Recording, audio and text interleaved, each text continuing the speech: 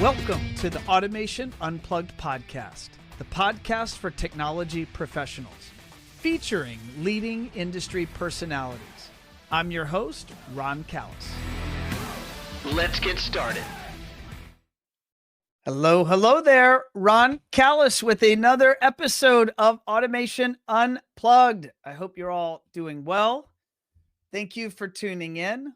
As always, Automation Unplugged is brought to you by my day job at One Firefly. And we are well into summer. And this show is actually going to be launching here in the month of June. So I hope you all are doing well. Your kids, if you have kids, they're likely out of school. And hopefully you're navigating your summer adventures. Hopefully you've designed in some family time and maybe some vacations or activities. And I know we have here in our household, although my son is out of school, he's actually doing a little bit of summer school here before he frees up in a few weeks. And then we're going to go out and have some fun.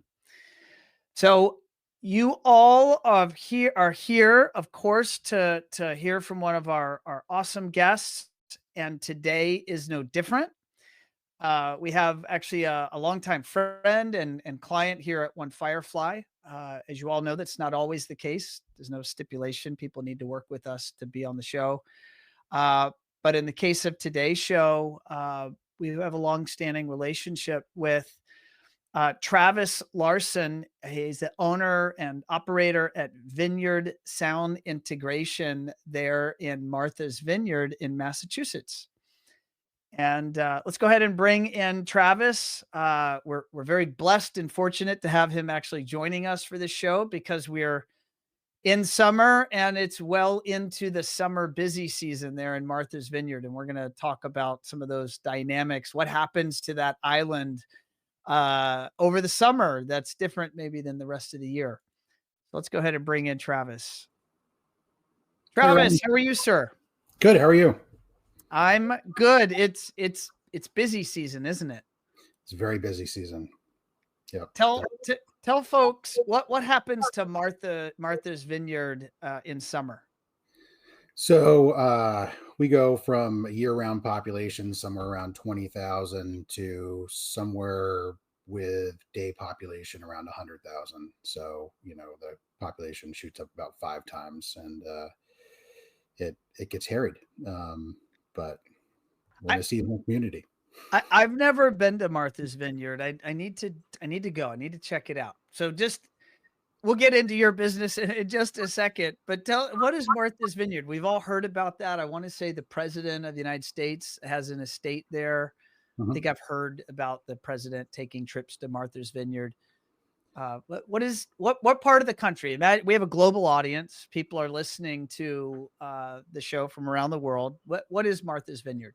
So Martha's Vineyard, Massachusetts. So if you know New England and Massachusetts, there's a fairly unique cape that kind of spins up at the tip of Massachusetts there, and there's a number of islands, most of them unpopulated, but there's Nantucket and Martha's Vineyard right off the corner, and those are both populated and very seasonal communities. And Martha's Vineyard is where we're based and operate solely now. We have operated off the island previously, but it is our only market for the last couple of years. Got it. Understood. Well, tell us a little bit about Vineyard Sound Integration. What's the size of the company? What type of work do you guys do? And you just shared that you do that work primarily there on Martha's Vineyard. Yeah. So the company right now, we're a team of 5. We usually fluctuate somewhere between 5 and 8. We're on the smaller side than I'd prefer, but we get our jobs done. High-end residential. We, I guess, specialize in more unique solutions. We do a lot of custom hidden technology. We did a really neat one last year that was a stitched red and black leather frame around 100-inch or 97-inch OLED. Client loved it. Wow. But even the backer had a unique, facade to it. And it's one of those things that takes like 11 weeks for someone to fabricate and get up here. But like those are the things, like someone has a unique request and, we just try and, deliver hidden, speakers. We do a lot of like James small apertures, invisible speakers where, just standard, just doesn't cut it. You mentioned James, what are some of the lines that you carry or represent today in 2025? TVs, we prefer Sony, but we also, do some love with Samsung and LG. We do a lot of James. We do some Sonance when it's like standard stuff. No problem. It's just, not everyone wants to see the round circle. We're just redoing a Meridian theater. So we're doing, we do some Meridian and like on the higher end. We don't do a lot of 2-channel, honestly. And I just got my own 2-channel bug when I was in Indianapolis. I went to a fellow integrator showroom and I was like, you know what? I'm not one to normally sit and listen. And I sat and listened. I'm like, I appreciate it now. So I'm going to try and figure that one out. Oh, now you got a name drop if you're willing to. One Touch Automation. Oh, nice. Yeah. So they had Indie Audio Labs there, and they brought their products, hooked them up to some. I think can't remember the speakers, but I'll remember. But it was impressive. I was very impressive. It was impressed, and their whole setup. I mean, honestly, shout out to them. Like they invited us over, a small group of us, and I was impressed with what they did with the space, and so thumbs up there. Thumbs up. And you just made reference. You were in Indy at the ASEAN conference. Just to kind of go there for a moment, what's the value you find in being a member of a buying group? There's immense value. I joined, I believe, in 2020 in the early throes of COVID. So, my first one or two conferences were virtual. I was going to say your first conferences were non-conferences. Yeah, they were non-conferences. So it was hard to get the actual value out of it. But I will be honest, joining ASEAN changed my business. Wow. And it's not the the savings that you get, which is great. You save some dollars here and there. It's the relationships, both with, the dynamic with vendors is different. You actually get to talk to someone and be like, why is this way? Can we improve that? So that access is amazing, but also the access to your peers. I mean, you really, get to deep dive, whether it's over a beer or, in a, tabletop session, you get to find out what pitfalls people are going through. Some people are going through things you solved and other people have solved things you're going through, and having that, real access and open and honest discussion is amazing. And some of the other resources I've leveraged as an owner, we've engaged Jason Sayin and others over the last, number of years. And, these are people ASEAN brought in. I didn't know about him prior, and then heard him speak. And I'm like, this is something I need to follow up with. And, just a shout out to Jason, he's a process architect, helped to do a client journey, kind of what to expect, from first question about, before you even know what a project is to, after, support. Well, let's go there. So you saw Jason speak at the ASEAN conference, or you had seen him speak prior? At ASEAN. Didn't know about Jason prior. You didn't. And what was the engagement like when you did engage Jason? And what were you hoping to gain out of that experience, and what was the actual result?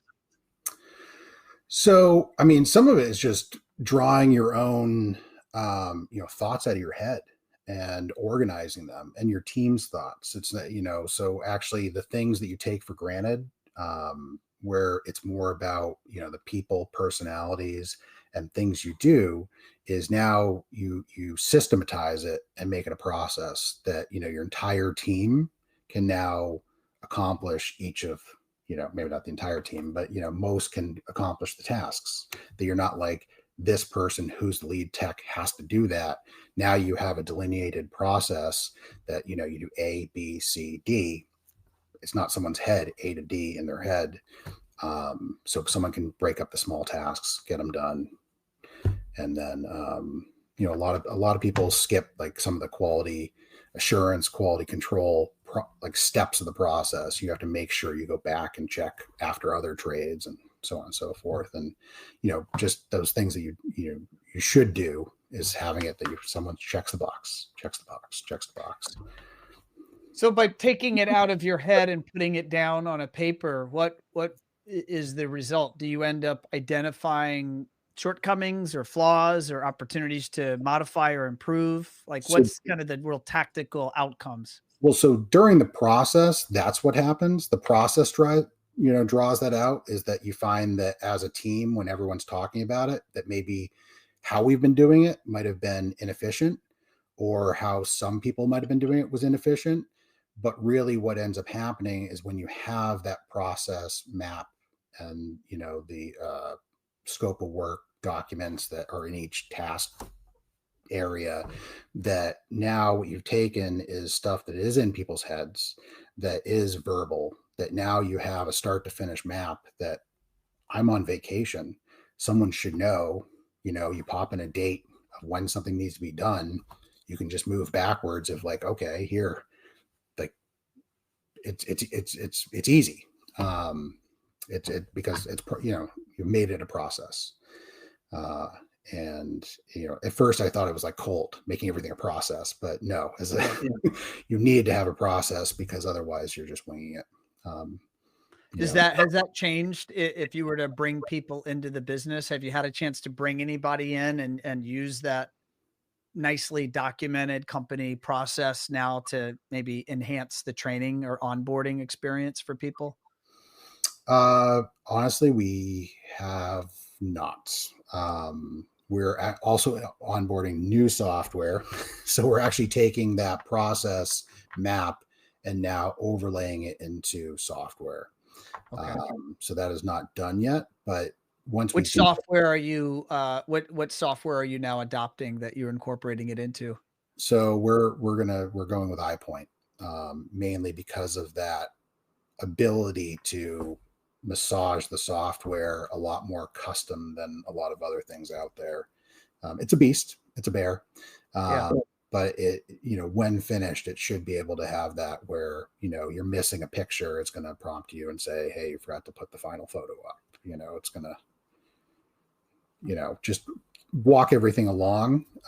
Again, it doesn't replace any sort of like PM activity, but if you have the software help keep everything in line, it's very easy for people to, be done with a project and just not take that final photo, that for the documentation purposes. And it's just, make sure that, you're leaving the site. Don't forget. I am a over, I guess, I don't know what you call it, but A documenter. no, yeah, oh yeah. I mean, I go on site. I'm like, I'll walk in for like 30 minutes and I'll take 150 photos, because I'm just like, I want to know every little square inch that refers to us. Not like, I'm not like Sure. everything, but because there's all things that come up. Even something we're not working on might be the next project. Yes. Might be, anything. And when I have those photos, I can refer back to them. Great how they all geotag them now, and I can I can just go and look back up on the date, location. I just say, oh yeah, when I was at the house I took this. Oh, I see what you're saying. Yeah, you want to put something out by the pool terrace. Yeah, we can do that, and it's going to be approximately X. And they're like, oh yeah, well, let's go, let's do it. Do you just take that with your iPhone? And when you're referring to geotagging, the geotagging within iOS? Yeah. Yeah. I built this house in 18 and I moved in 19. And I think I visited the construction site every single week. and shot photos and videos every single week. I've looked back at those photos to see what my walls looked like open, see what the ceiling looked like open so that I could add this or change that. And just from my own personal use, it was priceless. Like I was like, I couldn't imagine not having access to that information. But I'm curious how many integrators are doing some equivalent of that, like before the walls are closed, just capturing all the walls, all the ceilings. So you see the joists and the rafters and the studs, and you see all of that, the wires, high voltage, low voltage for all of their projects. I I don't I actually have no data. I have no idea how common that is, but that seems like that would be such a really good idea to do for all of your projects.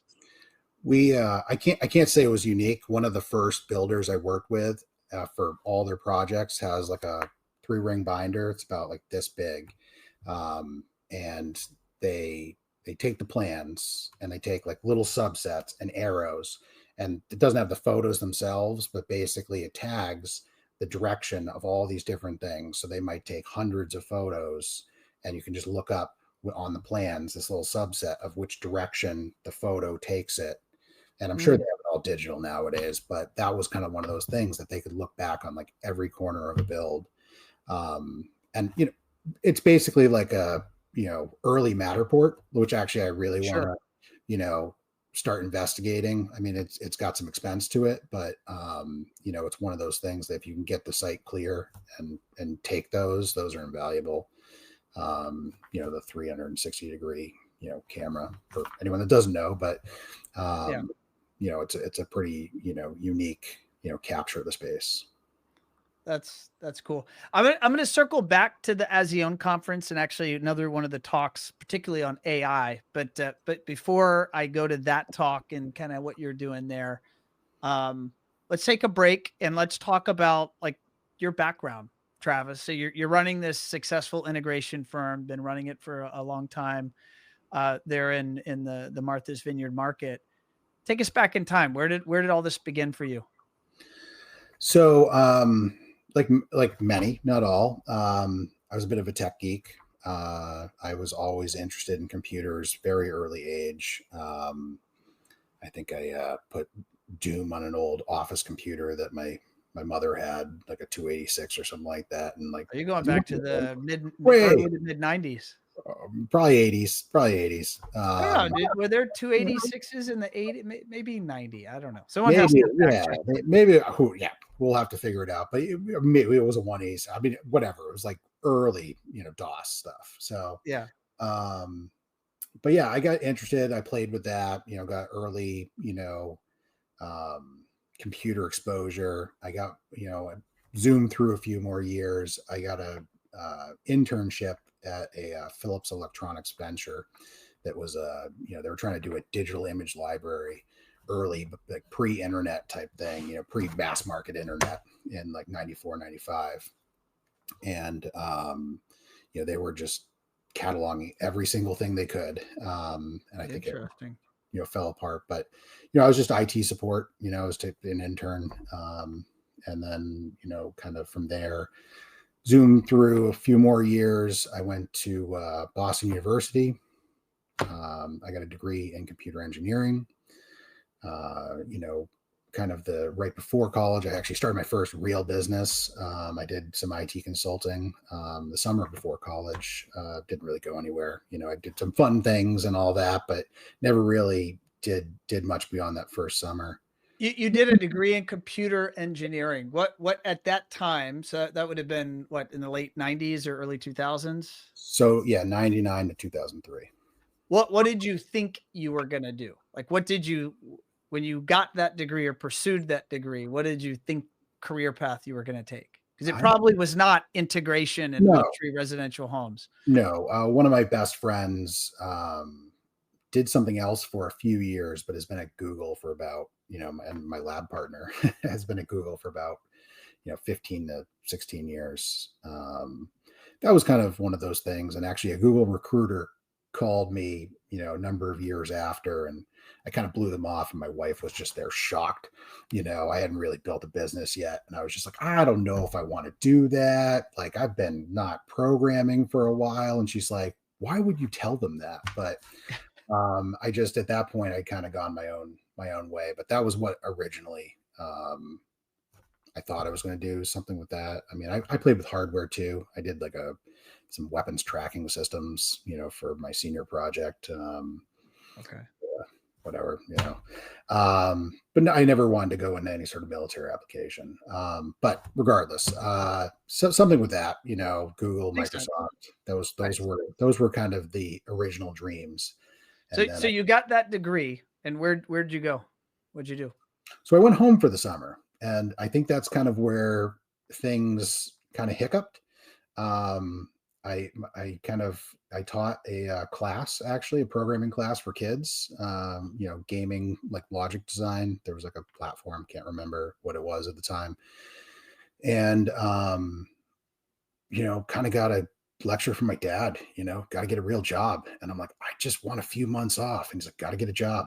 And my parents had a seafood business, and actually a very large scale one. And I helped out, and then I'm like, I just don't want to do this.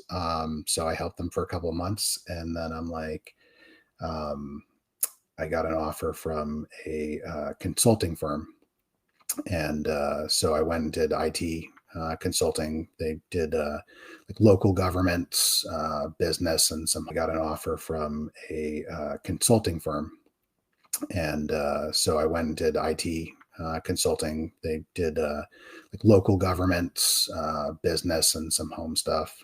I did that for a few years, and then I got an offer from a local municipality to be their IT director. So I was like, okay, yeah, sure. And then I also started, doing some side consulting and did that. And then the side consulting around the end of the 2000s, 2009, morphed, and I saw other people on jobs doing other things that were my passion of just like playing with stuff, like with AV, and I'm like, I like TVs, I like music, I like movies, and like I'm like, and they're seem to be making more money than me doing this IT stuff. So so I kind of started doing that. I had some, owner and CEOs that, had me do it here and there. And then I jumped all in 2010.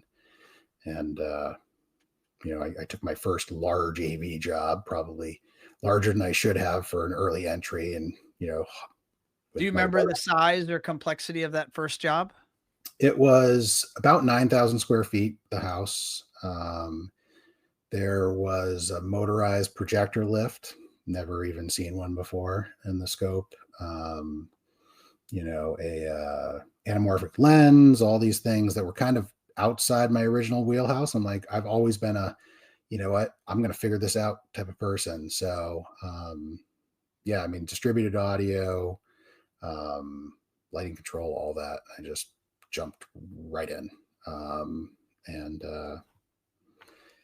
it went off. That was your first job, all of that? The first real AV job, like what I would consider like. How did you figure all that stuff out if you had never So even you didn't even have vendor relationships perhaps at that point? I made phone calls. I did. I mean, for about 15 years, I was listed as Travis Larsen as a Sonos dealer.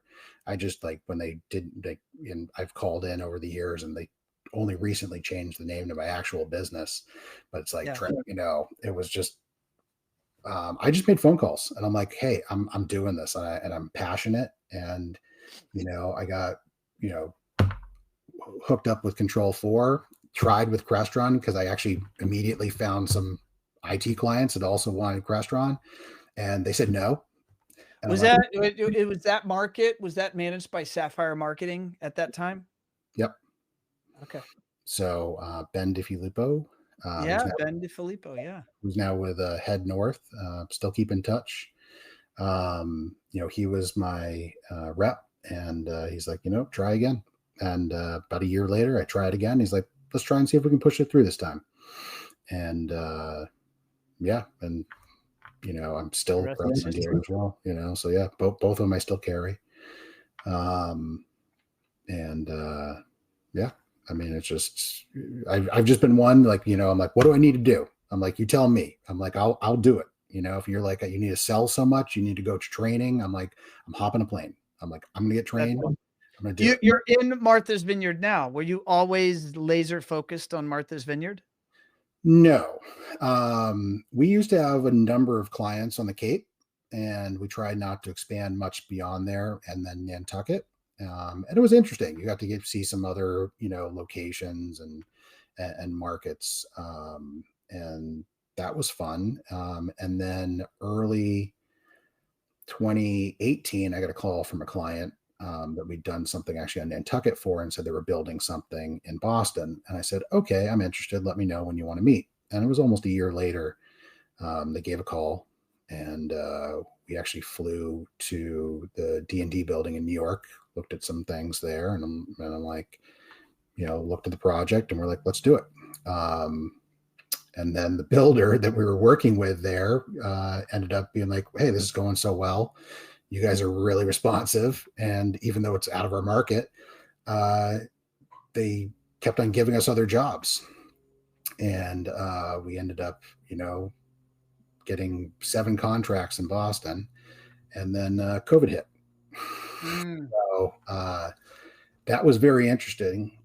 We closed everything out. And we're able to deliver on everything, but it was a bit of a. So that's right in, that would have been in the spring of 2020 is kind of when COVID went nuts for everybody there for a sprint. Did those projects finish, or did they stall or cancel? Everything finished. We had one that an owner lied and said that it was an occupied residence. So they allowed us back in early to mid-May of 2020. So COVID was still being figured out. The building wouldn't let us in. So like literally it was like a ladder up the side of the building. You could go in through the owner's window. They would not allow any workers. Oh my gosh. And we were finishing luckily it was just a one-story apartment, but it was a well-known politically connected person.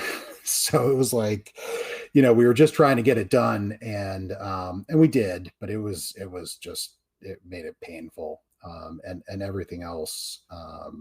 Luckily some of the projects were a little rote. They were all 5-story brownstones. Like a couple of them were like very fully automated. So they required a lot more attention, but it took us end of 21. And then we finally were done with that. We did some support, and then about 22 is when we said, we have to just focus on Martha's Vineyard. It was, we realized that we were ignoring some of the things in our own backyard. And just like, a lot of businesses can't focus on what they want to do, we also decided that we weren't focusing on where we wanted to be most effective. Don't have any, long drive time. If you're just on an island, you can't go more than 40 knock to the commute out, right? I mean, I'm curious, for Martha's Vineyard, what's the biggest commute to a job site? So ironically, there is a separated piece of the island. And about this time of year, if you try and go there with a vehicle at the wrong time of day, it might take you an hour and a half to 2 hours. Yeah. But if you're just dropped off at the little ferry that takes 6 minutes, you're over there in 6 to 10 minutes, depending on when the ferry shows up. They tube back and forth, but it only takes 3 cars at a time. So if there's 45 cars in line, it's going to be a while. So what's normal right now? Because is this your most demanding time, or are your customers organized and they let you stay super busy in the spring to get ready for summer, or does it just go bananas in the summer? So luckily some of the COVID stuff is done, because that kind of blew schedules out of the water. But most of our projects get delivered for 4th of July. So it's the project deliveries and the, service openings of homes, where they do give us notice, but some not as much. But most of our clients are trained at this point that it's in everyone's best interest to give us weeks and not days, because even if we can get there, if there's a broken part projector with a burned out bulb, like something that's not stocked, it might be days, and there's disappointment to be involved with that. We usually try and reach out to like our larger and properties and stuff that we have good relationships, property managers and whatnot, in early to mid-April, and get ahead of it, so it's not neck and neck with project deliveries, but it ultimately gets there. But it's the nature of seasonal communities. We're busy year round, but it's a different type of busy right now. So. Got it. Do you generally run your business with the same staffing level year round, or is there a seasonality to where you have to have your manpower? No, we run, whether we 5 or 8, it's all year round employees. I prefer not to hire anyone part-time. I mean, obviously if someone wants it and there's, want to do it, that's fine with me. Usually where we get when we, can't do it, usually on the, the wiring side, we'll sub out, certain things. I actually prefer to do projects, start to finish, because you have like ownership of everything. Sure. But generally we've had some like larger projects that we just can't wire, so that's all. We won't do that. It's the easiest thing to scale. You can have electricians and just tell them how, and verify how they did it and make sure that nothing's damaged, test it out, and we're fine. But yeah, I prefer full-time employees. I'm a control freak. I'm like, so we have a couple of clients at One Firefly called Control Freaks. That's their business name. So we're in the early summer 2025. What are the state of things like for you? And I'm just going to say like economics, demand for your services. I'm curious, are you in such a bubble there in Martha's Vineyard with, a limited supply, and tremendous demand, so you guys have just stayed busy this whole year? Or has there been any peaks or valleys? I mean, everyone listening is familiar with all the tariff stuff that the world has dealt with, and some of the instability. There's, threats of wars and hot wars and all sorts of weird things going on all over the planet. So from a demand standpoint, what are you seeing right now so far into 2025? And what are you forecasting for yourself for the balance of 25? So we've been at capacity for years, which I guess is a good thing.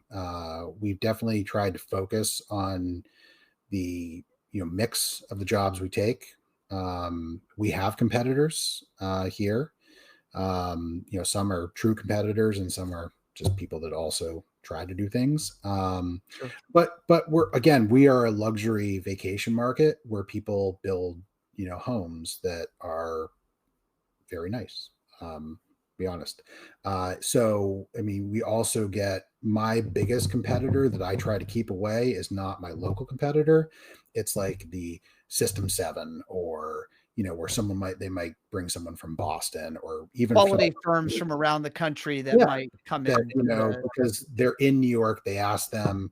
And what ends up happening is you get a project that usually is executed well, but there's no service. They can't service it. It's like they call and they're like, oh, we'll try. And we used to do other people's service. So we were friendly with a couple of people from Maverick, and when they also went to Audio Video Design Group, and that's a longer story, but people would call us and like, hey, can you do us a favor, and we'll do you a favor, and all this. And yeah, we would do that. But we just really don't have time to do other people's service. I mean, if someone does a large scale thing, takes all the money and then won't service it, that's not fair to the client. So yeah, that makes sense. I imagine if you're talking to a customer or prospect, that's a strong part of your value prop, is that not only can you do the work, but you're the local agent ready to also serve that client for an ongoing basis. Yeah, I mean, and we do service contracts. We started with One Vision also a couple of years ago, to organize our our service operation, and it's gone well. I can't say with any sort of organization everything's perfect, but it is definitely helped organize and, again, systematize how it is. It's like you pay this per month, you get X for response. We used to get people that we didn't hear from for a year would call July 3rd. And I'm like, I'm sure you can come. Like maybe 10 years ago I could, but Right. we're going to be on for like July 9th, you know? Yeah. So We need to put this on the schedule. I mean, yeah, who is used to calling your doctor and getting in the same day? Like, no, let me put you on the schedule and we'll see you X I, date. I built my business prior to being Vineyard Sound, of being that guy that would get things done Right. regardless. And it's not scalable. It's not good for your personal life. But a lot of people didn't get the memo when we, really tried to systematize things. What was that life like? I mean, when you air quotes were trying to always be available to your clients. I mean, you're talking like Friday night, 11 o'clock. They expect you to drive out to the job site and fix something. Oh yeah. Oh yeah. I mean, it would be, I had one guy, I'll actually tell you two quick stories. One, uh, guy called Yankees Red Sox game. We're a Red Sox, area. Yeah. And he was like, my TV went out. I'm like, it's 11 p.m. I'm like, it's extra innings. I'm like, okay. And I'm like, you do realize it's going to take me 25 minutes to get there, even if I left this second. And I guarantee the game's going to be open or over. And I'm like, you have 6 other TVs. Have you checked the other TVs? It's an older gentleman. And he's like, I didn't even think of that. And I'm like, can you please go do that? And like, it was fine. It was just like something happened with it. And but it was like 11 o'clock at night. Didn't even think that to try another TV other than to request me to come out at 11 o'clock at night. Yeah. So, but I'll tell you one that got me in trouble. My first date with my wife after we had our first child, I took a call, shouldn't have taken the call. And What day of the week was it?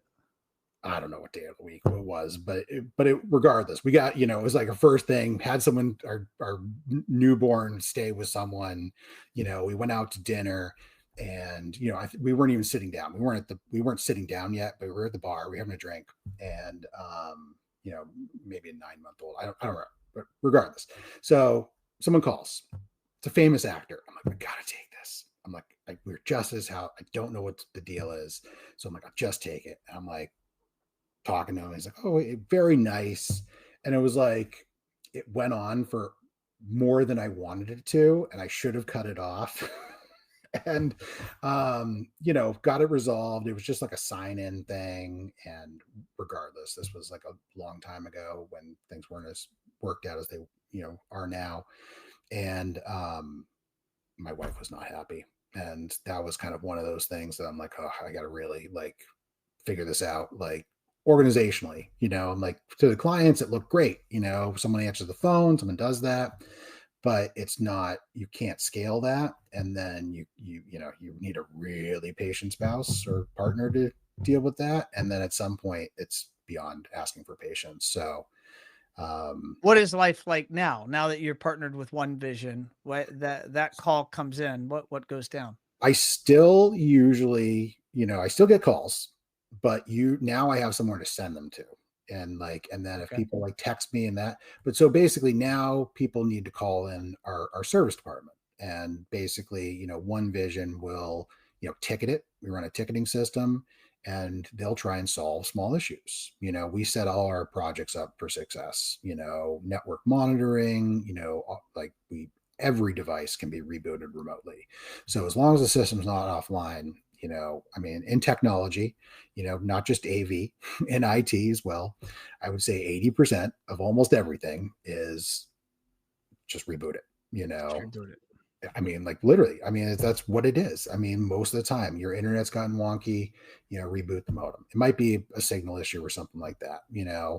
I can tell you more than 65% or 60, let's say more than 2/3 of my service calls are all related to the cable operator, either cable box or the internet, and it's the signal, and so that's like our second thing is like, call Comcast, their advanced repair and see what the deal is. But it's amazing. Like 2/3 are all related. And serve an external service like a One Vision, they can reboot things. They can reboot everything. Yeah. So as long as we label it, they can go to the client, that didn't work. Oh, it's, oh, you need help signing in Pandora. let me do that. There's certain things they can't do, but Sure. but again, those first level efforts it's both solving immediate issues that they can, but what it also does is de-escalate, where someone might normally call you and start being like, I paid this much and this isn't working. And like they've gone through and they've been like, okay, we see this, we see that. Oh, by the way, on our monitoring platform, we see that your WAN, your internet connection latency is skyrocketed in the last 2 hours. It's probably the cable operator. So it's like now we've identified, please don't blame us. We will get, we're moving it on through the process. They can't do anything, but then we can, dispatch a tech out, if they have a service plan that, covers that, like emergency support. So if they're like, I need to have my network perfect, then, we'll send someone out there and see if we can do anything. What percentage of your jobs that you sign, i.e. you're going to go do a job, small or large, sign a service agreement with you? Well, we make everyone sign. Everyone has to sign. They don't have to pay. But that's kind of one of the things is that you need to at least like sign that how we operate and that you are denying that you don't need emergency service. Right. So when they know $0 equates to this level of service. Yep. And if they have a higher expectation for service, then that has a dollar value. Yes. So that, we do that kind of, that so at least somewhat upfront that we can, establish the rules of the road so that, that's usually with anything, with anything in life, communication is key. And if you don't communicate properly and have people understand that, like that's how things get off the rails. Yeah. If a client says, "Oh, I didn't know," is that a failure or did they just not pay attention? They signed it and that, so we try and make sure that everyone gets in front of everyone and the right person. That's sometimes the hard part is like when your primary contact might not be the user. That's where it gets a little sticky because it could be an assistant that signed an agreement, not the client. And Got it. Makes sense. Good. Makes sense. Just to zoom in on another hot topic over the spring here in 2025, I've talked to a lot of our guests about their initially fear and anxiety about the possibilities of impacts of tariffs. And then we've had some conversations with folks that have had some negative impacts. What are you seeing? Are you seeing what sort of price increases or availability or product are you seeing affecting your business right now, June 2025? So, tariffs, I think were scarier than they ended up being. I mean, price increases are a reality regardless. We had one vendor that initially put in a 12.5% tariff, and then luckily I didn't buy at that. And then a few weeks later, they dropped it to 6%. So that 6% was a lot more palatable to pass along. Because it was like 291 lighting fixtures. So I was like, so glad I didn't have to have that conversation. So I haven't had any like real material, obstructions to anything. A lot of things we've built in some language. Actually, CEDIA provided some language to the industry, I don't know, a couple months ago. Back in February. I think Yeah. And we try and get in front of that, force majeure type stuff. There's some stuff that is outside of our control and that we're going to have a conversation, and we'll try and have the conversation as early as possible to mitigate, whether it's pre-buying or whatnot. But there's been no real issues there. Some of our stuff is on availability, of product. And I don't know if it's tariff related. I know obviously some stuff was initially when, I think a lot of people just paused on Chinese imports when the tariffs were at like 150%. So I don't know if that had knock along effects. But we've had some recent stuff that has been.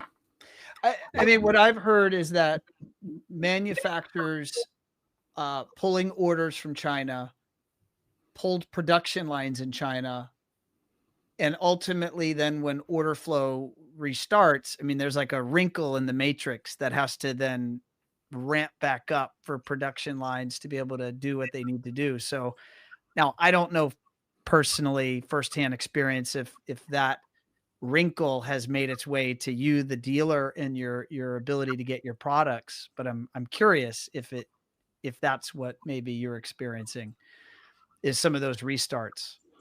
And it could be. It just with me, again, communication. Like I can mitigate timelines, but it's when timelines shift is when it gets hard. So are you saying some manufacturers are failing at excellent communication? Yes, I am. Like, Is it across the board, or and we're not going to name names here no, necessarily, but I'm is not. it across the board, or some are worse than others? I've recently had a few that that just shifted dates, and then like just blew it out of the water. I'm like, I've had two manufacturers that have kicked stuff that I was supposed to have this week into the end of July. Wow. So kicking it 6 weeks. Yeah. I mean, just randomly. Like one I emailed last week just to confirm the date you're shipping it. And they're like, oh, by the way, that's going to ship the end of next week. That's going to ship the end of July. And I'm like, wait, hold on. I'm like, that was supposed to be here before the other product, and I solicited that, instead of being like, if those things change, you should at least tell people, because that's a very hard conversation to have with a client when you tell them it's going I'll be there Friday, and oh, I'm sorry, I meant 6 Fridays from now. Yeah, I mean, or it's one part, for a project, I mean, that's usually what it is. It's not like a massive fail, but it ends up being a fail on a project because you have a product that you just can't deliver.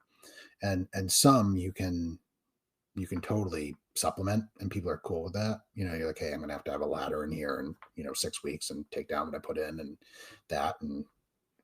But people are reasonable on that. But when you have a piece that can't be replaced, that's hard. That's hard. So what is the key? What do you do though? You've been at this a long time, been an operator, running your business, and so that's a reality. How do you communicate that to your customer? And I'm really speaking to the people that are leaning in now. Like, yeah, Travis, what do I tell them? How do I handle that? I mean, it's there's no good. I mean, early and often communicate. You just have to tell people that there is an issue and you're working through it. I had I'll tell you another story about a vendor that almost have to name names, but I'll keep it off for now. But I had a dead spider in a TV. I had a dead spider between between the glass and the panel, like inside. And there was a lot of back and forth, whether it was my spider panel open, or it was a sealed panel. They kept on telling me sealed panel, and I'm like, it's your spider. And it was the last of a $60,000 TV. They were done. They had one left and they didn't want to give it up. And it was a B stock, and to replace this. And it took almost 4 months of fighting up levels to get this. And finally we got the thing replaced for a client. But it literally, after install, like 2 months, the dead spider just dropped and like stuck in the middle of the panel. We're like, oh my God. But again, it's like, client never even noticed it. It was far enough away. And, I brought it to the caretaker's attention, and it became a whole thing. He's like, you got to tell the client. I'm like, I know I have to tell the client, but like, let me try and resolve it first. And then, then we told the client, and they're like, oh, well, they have to do something. I'm like, we're trying. and we got it. I mean, again, it was, but those are the things. It's like, you have to communicate. Like, sometimes there's bad news to deliver, and you're like, we are working as hard as we can to resolve it. And, some people, it's not going to be good enough, but I would say 95% of people, plus will be responsive that you're trying. And that's really what that communication comes to be. It's like, it's not all good news, but if you present bad news in the frame that here's the bad news, but we are doing everything we can to resolve it, then, I mean, there's nothing else you can do, quite literally. I mean, you've gotten ahead of it. There's nothing else you can do. and you might get a little flack for it, but it's all about the effort. And again, that's all, what you have to do is just be in front of it. What's your forecast for the rest of this year in terms of demand and what at least the market looks like in your bubble of the world? So our forecast is great. We're signing new large projects. So I mean, I think on the large side will probably be good through the next 12 months, and then infill with some smaller projects here and there as needed. But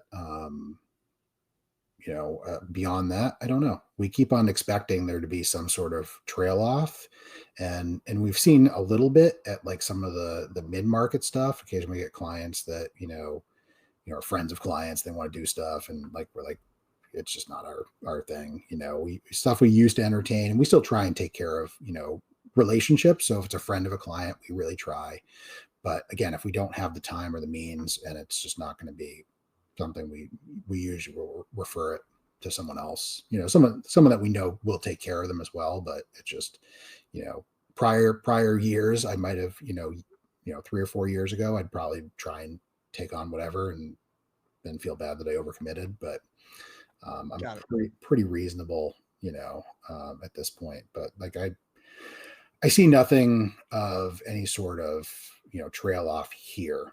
I would say, just anecdotally, I think the largest thing being built here, this is an unofficial number and not one I'm currently attached to. I was attached to for a minute, but there's a build here that's like $80 million probably. A home. So, I mean, those are the numbers. I mean, and the sizes are smaller than other places, but I would say probably our average build size is probably in the $20 to $25 million is the average. So, and I mean, that might be only an 8,000 square foot home. Yeah. I think there's a strong argument that size project, that type of consumer hasn't had much of a wrinkle in terms of this economy or interest rates or inflation, or those things don't play out as much. But like you said, the mid-market, maybe there's been more slowdowns in different parts of the country. But that luxury size project seems to be in abundance. At least that's what I'm hearing out there. Curious, around the corner you have CEDIA. Are you planning to attend CEDIA? I'm planning on attending this year. I went year before last. I skipped last year. I had a lot of personal travel that kind of work sometimes. But I will be attending this year. I'm a big believer in both industry like exposure and involvement. Like again, same reason for Auzione is like, I have a lot of peers that don't know about a lot of these things, both locally and elsewhere, that just don't get involved. And, you don't know what your options are and what you're missing until you do get involved. So I feel that, industry events, industry training, industry organizations. We're a member of HTA. We got certified luxury, I don't know, 5 years ago, something like that. So, do you use the budget calculator from HTA? Do you do that on your website or bring clients through that? We have it on the website. Again, it's to set reasonable expectations with people. Is like some people come to you and they're like, oh, I'm building an 11,000 square foot house and, I have $100,000 budget. And you're like, that's a healthy budget, but not for that size house. Yeah. It just, just economies of scale. So if someone runs it through there, they self-select it themselves, they can honestly see at the high end, you're here, at the low end, you're there, and you might be outside, you might be lower than the low end, or you could even go higher than the high end, but at least now you have, some sort of idea. If someone said, with no industry, knowledge at all, a Ferrari, like, is a Ferrari $50,000 or $500,000? You want to tighten that up. And it's like, if you're in the market, I want to buy a Ferrari because it looked cool, but if someone told you, oh, the starting on that is going to be whatever, 150, 200,000, you're like, okay, well, that's a little bit more than I want to spend. Now you've had that conversation early. Are they your client, or not? Do they have the means and they just don't want to do it, or do they just not be able to afford it? So those are just good conversations to have. I've never had a lot of like organized sales training, but I know getting to a no is very important. Is that if they're not going to be the client you want to be, then it's going to be a bad relationship. And if they don't want what you're providing, then they've self-selected. No. Yeah, no, that makes sense.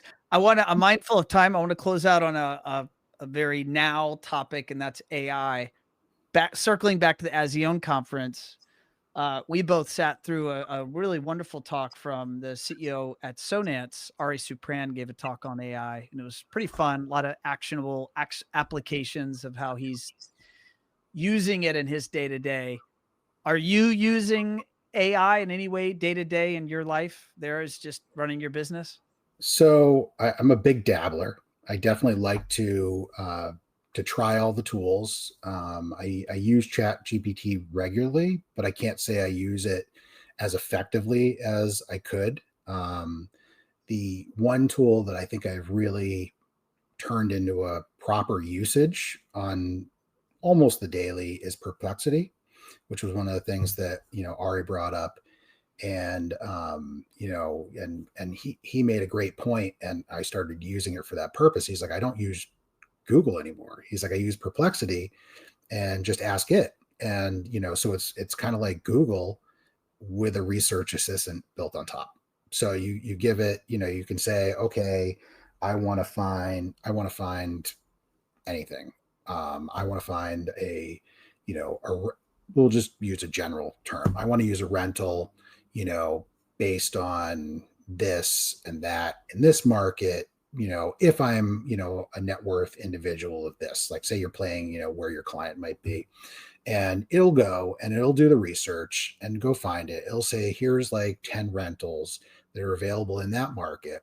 If you're, a higher net worth individual, you might like these other features. Based on these reviews, it'll parse the reviews and say, most higher net worth individuals want a pool. So it'll actually tell you right up front here, I've eliminated a few of them, and it'll just go down through, and then you can have it, resort it, so if I'm looking for a vendor that maybe I don't, even know exists, or a part, I can, delve into it and just refine it. And then all of a sudden I have like, here's 2 vendors that'll, do certain CNC fabrication for me. And I'm like, oh, now I have 2 people who are now I found are vetted, do exactly what I want, and offer overnight shipping. And it took me 10 seconds of verbal dialogue and coaching or prompts to Perplexity. So I think tying that idea that in terms of an application, you as a normal human being are using AI. When we're at One Firefly as a marketing agency, last year we launched SEO services, search engine optimization services. And for all the years of our business, which are now 17 years, we would talk about SEO and it was always Google, Google, Google. But now a business getting found in search, it's as important to talk about the visibility of your business showing up in an AI search, a Perplexity search, a Chat GPT search, a Gemini search, a Claude search, as it is the business showing up in a Google search. I haven't seen a chart in the last week, but I know this over the last few months, I've looked at it, and the amount of searches that humans have been doing, it's really migrating aggressively over towards AI. And is that you're using Perplexity often before you even will use Google for a search? usually, I mean, or even Chat GPT or any, the I'm sure Google will get there. I mean, they have their own, large language model, but you can't just go to google.com and just dictate all this. I'm sure they'll be there.